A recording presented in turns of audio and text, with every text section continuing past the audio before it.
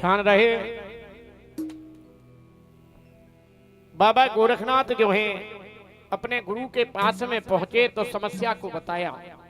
मैया वाचल 7 जन्म की बांझ है, पुत्रवती होने का मैंने आशीर्वाद दे दिया है। अगर मैया वाचल पुत्रवती नहीं होती है तो नाथ संप्रदाय में योगियों का नाम मिट जाएगा, कोई भरोसा नहीं करेगा नाथों का। दोनों ही योगी बेमाता के पास में आए हैं। बेमाता ने रजिस्टर को खोला, कहीं भी किसी भी जगह मैया वाचल का पुत्रवत होने का कोई भाव नजर नहीं आया, कोई जगह नहीं है। बाबा गोरखनाथ से बेमाता ने कहा कि योगीराज, मैया वाचल एक तो ये जन्म नहीं 7 जन्म तक पुत्रवती नहीं हो सकती, समस्या बहुत बड़ी है। लेकिन एक उपाय है, वह सामर्थ्य केवल तुम्हारे पास में है। क्या? बोले सामर्थ्य ये है,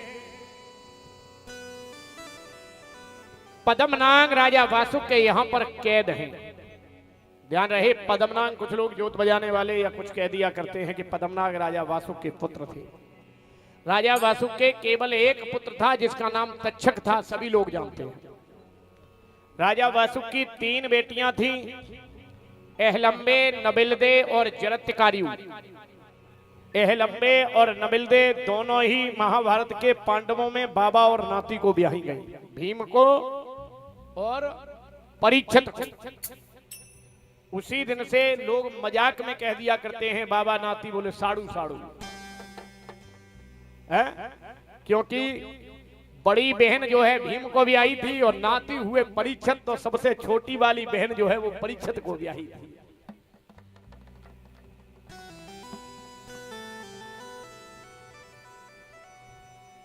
पीछे बंदर है। अच्छा, आप लोग कोई बात नहीं, बंदर को मत देखिए, हमने समझा आप हमसे ही कहने लगी, क्योंकि आप लोग मेरी तरफ उंगली कर रहे थे, हम बड़ा चक्कर में पड़ गए। बोले महाराज जी बंदर, अब समझिए। फिर बाद में समझ में आया महाराज जी बंदर नहीं, पीछे बंदर है। जय जय। खैर कोई बात नहीं। आज बेमाता जो है ने समझाया,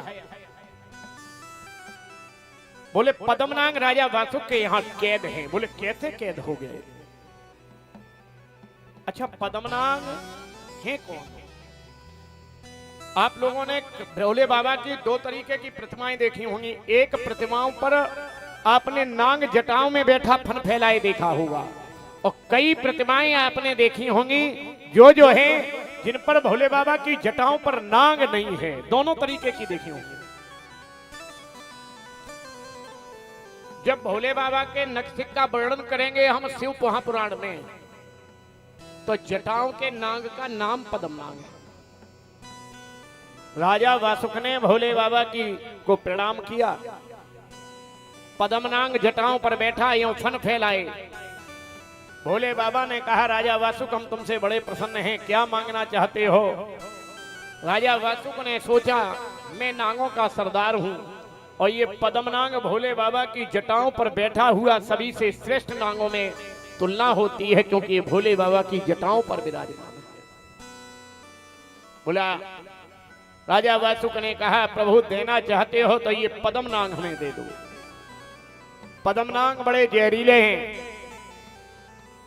राजा वासुक के दरबार में बहुत सुंदर सुंदर नाग हैं, लेकिन पद्मनाग के जहर को बर्दाश्त करना किसी नाग की सामर्थ्य नहीं है। वासुक के दरबार की शोभा कहीं न जाए, अति विचित्र में फिल सजी इंद्र सभा शर्माए। इंद्र सभा शर्माए, वहां पर नाचे परी खिलौना, और एक के एक मलूक लगे हैं नागिन के सब छोना। लेकिन पद्मनाग को रख पाना वासुक की सामर्थ्य नहीं थी। जब समुद्र मंथन हुआ और समुद्र मंथन के समय राजा वासुक के मुख से जो झाग गिरता रहा, जहर का पर्यायवाची गूगल है हिंदी रूपांतर में। जहर का पर्यायवाची गूगल। राजा वासुक ने कहा प्रभु सब बांट लिया, हमें कुछ मिलेगा कि नहीं मिलेगा? भगवान नटवर नागर नंदा भजो मन गोविंदा। भगवान ने कहा राजा अब वासुक को कैसे संतुष्ट करें? तो वही जो झाग गिरता रहा उस झाग को एकत्रित कर एक गेंद बनाई है और गेंद के रूप में बोले ये हव्य रूपी गूगल हम तुम्हें देते हैं क्योंकि तुम नागों के सरदार हो। ये जहर का प्रतिबिंब है। उसी गूगल में पद्मनाग को कैद कर दिया।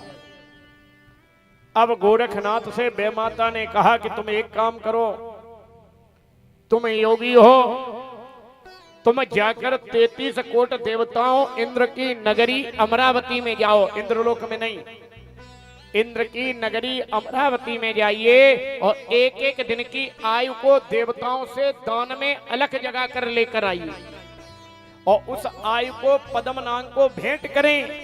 देवताओं की आयु पद्मनाग को राजा वासुक से छीन कर लेकर आओ और लेकर आने के बाद में पद्मनाग को यह आयु देवताओं की भेंट करें।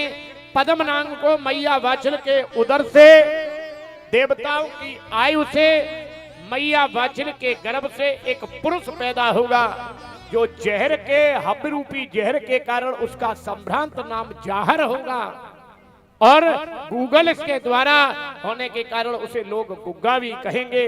देवताओं की आयु दान में प्राप्त होने के कारण वह 33 कोट देवताओं का अंशावतारी कहे जाएगा और कलयुग में 33 कोट देवताओं का जब अंशावतारी होगा तो सभी धर्म, सभी वर्ग, सभी जाति उसको अपना देवता स्वीकार।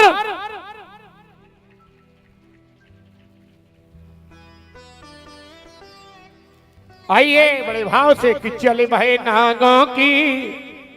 कहा चले? राजा वासुक के पास में गूगल लेने, पद्मनाग को लेने और देवताओं के घर अलग जगाने। गोरखनाथ चले बड़े ही मस्त होकर, हाथ में बीन भी ले ली क्योंकि जोगी हैं कि चले भाई नागों की नगरिया भैया गोरख योगी। चले भाई नागों की नगरिया गोरख योगी। ओ गोरख योगी बाबा गोरख योगी, गोरख योगी बाबा गोरख योगी। हाथ ऊपर। नागों की नगरिया गोरख योगी। हो चल गए नागों की नगरिया गोरख योगी। हाथ ऊपर करते हुए बड़े भाव के साथ में ऐसे नहीं, मीठी मीठी तालियां। जय जयकार हो बाबा की।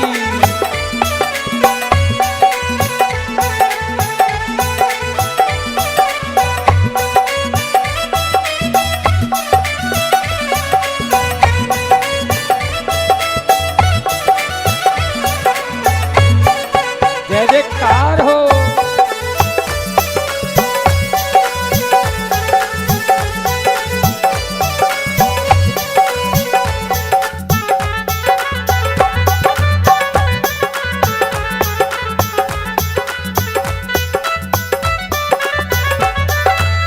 के पहुंचे इंद्रलोक में देव ने अलग जगाई। जैसे पहुंचे इंद्रलोक में देव ने अलग जगाई। हो जाए के पहुंचे इंद्रलोक में देव ने अलग जगाई।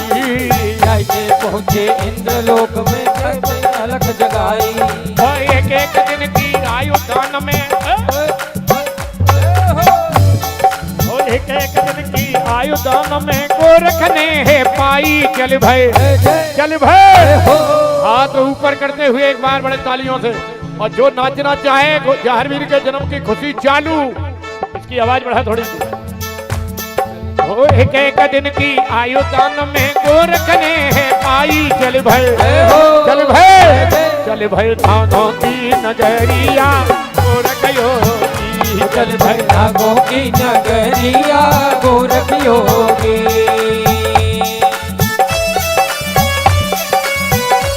हाथ ऊपर करते हुए जोरदार तालियां।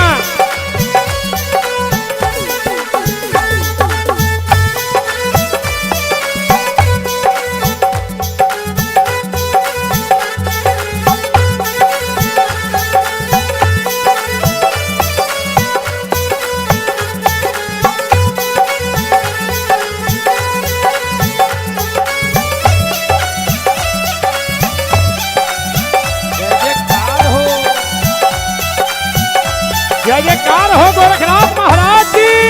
जय हो।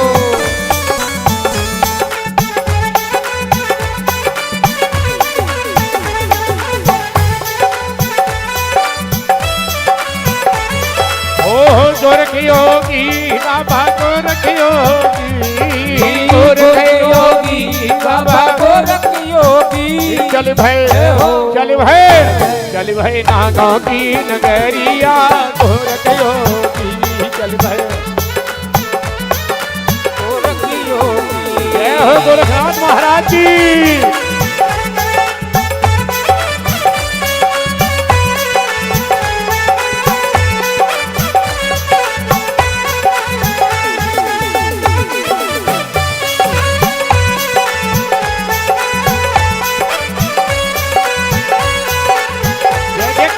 हरवीर महाराज की।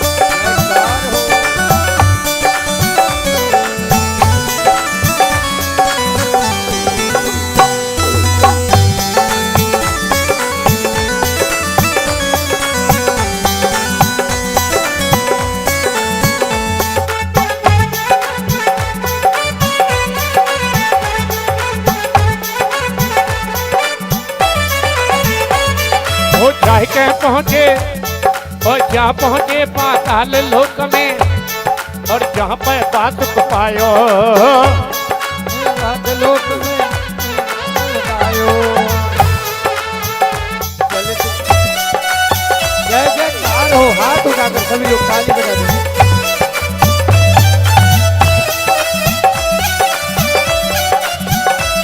जय